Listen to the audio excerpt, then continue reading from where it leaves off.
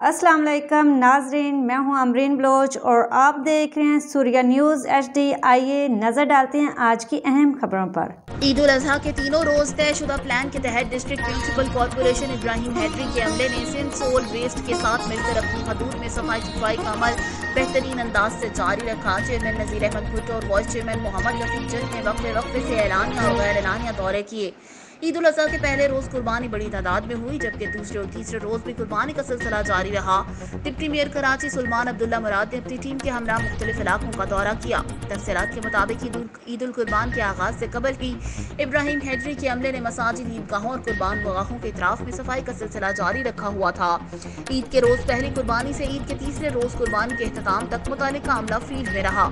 Director sanitation Mushtaq मिट्टू, director admin जलाल Hanif, CSI Aamir Rathore ने तमाम अमूर को अपने जेर सरपरस्ती सर अंजाम दिया। अमले ने आलाइशों को मकामी कुर्बानी से उठाकर मुकर्रर करदा जगहों पर डाला, जिसको शाम के औकात में सिंध हुकूमत की बनाई गई ड्रेनेज में मदफन किया गया। कुर्बान गाहों पर चूनी और जरासीम कश अदवाया का स्प्रे किया गया। साथ ही साथ माहौल को साजगार बनाने के लिए खुशबू का भी स्प्रे किया गया। आज के लिए इतना ही। मजीद देखते रहिए सूर्या न्यूज़ HD।